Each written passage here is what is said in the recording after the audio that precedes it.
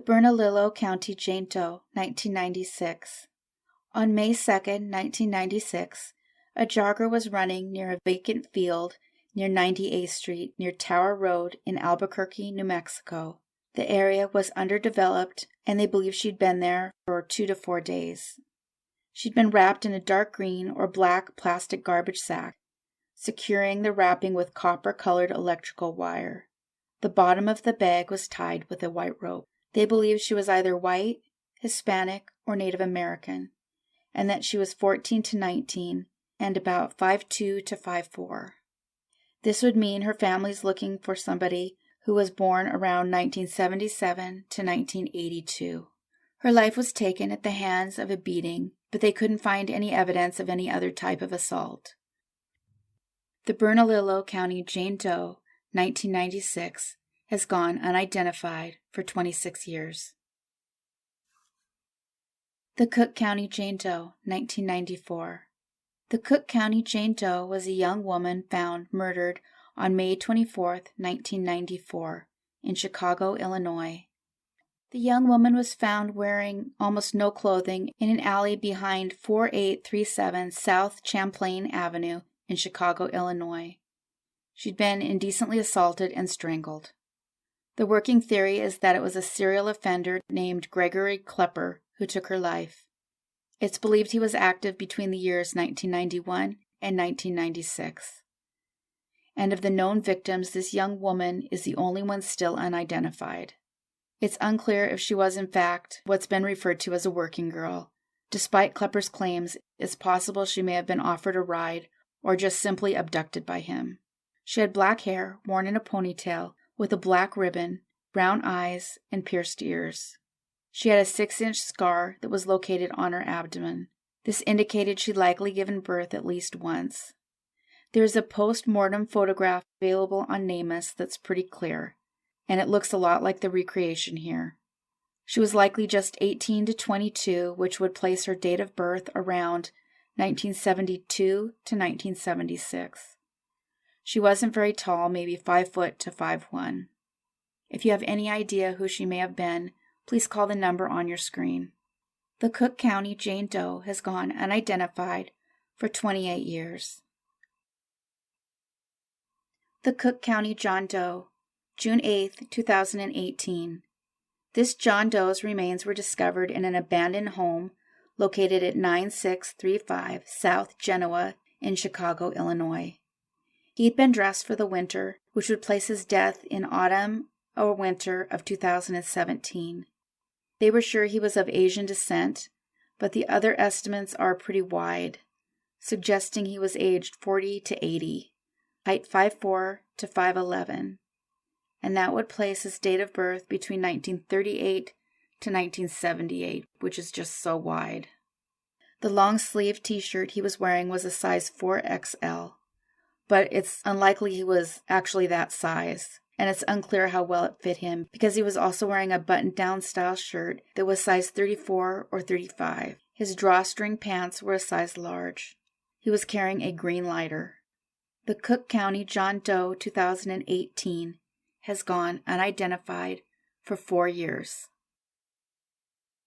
The Cook County Jane Doe, April 28, 2005. This young woman was found in a vacant wooded lot in an isolated area near some railroad tracks. It's believed that she was there for up to 7 years. So that would place her date of birth from 1980 to 1993. It just depends on how long she'd been there. It's important to remember this is always an estimate, and they don't always know how long somebody's been there, which, even if they're guessing the right age, could affect when the date of birth was. Strangulation is listed as her cause of death. The Cook County Jane Doe has gone unidentified for 17 years. The DeKalb County Jane Doe, 1993. This young woman was found behind a building on Ranchwood Drive near La Vista Road and Interstate 285 in northern DeKalb County, Georgia, on September 17, 1993. This is yet another life taken by Larry Dwayne Hall. I always try to decide how much to say about serial offenders, Their names keep popping up and it's hard to avoid them, but the last thing I want to do is contribute to their notoriety either. And I don't want this kind of thing to boost my channel. So in this case, I will say that there are at least 45 women during the 1980s and 90s who lost their life in accordance to this man who was traveling around to Civil War memorials. This specific psycho grew up digging graves, and it's believed many of his victims haven't been found. And there are a lot of victims known already. He is currently imprisoned in North Carolina. He'll never see the light of day. We know that she had extensive dental work, including a gold bridge that was permanently affixed in her mouth, and 2 gold crowns. Her upper teeth were fused to the metal crowns. She'd also had a full hip replacement that repaired a fracture to her left hip. A stainless steel orthopedic plate was present on her left femur. Based on the surgery to do all this, it's believed that at some point she had a pretty major traumatic injury from perhaps a long fall or a vehicle accident. She also had osteoporosis and low bone density, as well as a lack of muscle mass. This young woman had long, curly, light brown hair, and it appeared to be frosted. But as someone who did this is not the same thing as the highlights you see today. And I think that's why it specifically said frosted. Someone who is maybe younger and doesn't know what this is, they would put our hair in a cap and pull it through with what looked like a crochet hook. I'm mentioning this now because the way she would look in pictures that people would have of her at home, her hair would probably be pretty light.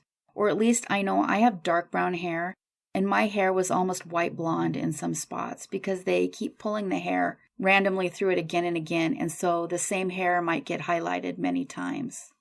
In fact, I showed a picture of me with frosted hair to somebody else not all that long ago, and she didn't know it was me. She wanted to know who it was. It could change somebody's appearance. So depending on when she started doing her hair this way, she might look a lot different than family might remember her.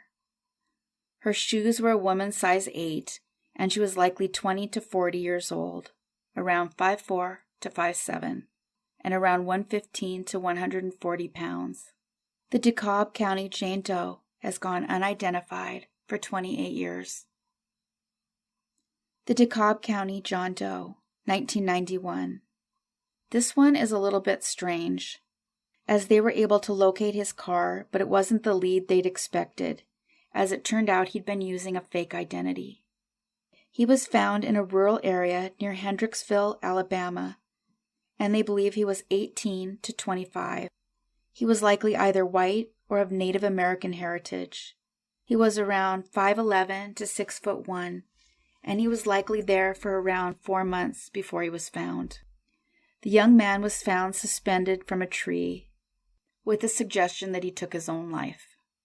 The contents of his car just caused more questions about what he was involved in, and it's just my 2 cents, but I think sometimes the police are quick to arrive at a conclusion that there wasn't foul play. And I realize it's hard to know what happened, and it's hard to investigate if you don't know who somebody was. But there's enough sketchy things with this case that he might have had people after him. And I personally question the conclusion in this case, although, it's not about me, but I'd love to know what other people think. There isn't any indication that they checked this out to see if it might have at all been foul play. It looks like it was dismissed pretty quickly. But it is worth noting that sometimes people set it up to look like it was at someone's own hand when there actually was foul play. I don't know. I'd love to know what you guys think about this one. The car seemed to be a pretty big break at first, and while there was no identification near him, the police realized they had impounded the car that he'd been driving. It had North Dakota license plates, and inside was a Pizza Hut receipt from 1991, a phone number of the St. Benedictine's Abbey, and not 1 but 2 Washington State birth certificates.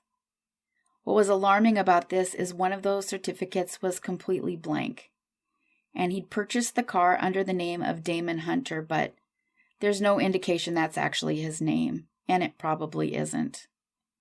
In the end, the car led to way more questions than it answered. In fact, they did realize that somebody had called that number, the one for St. Benedictine's Abbey.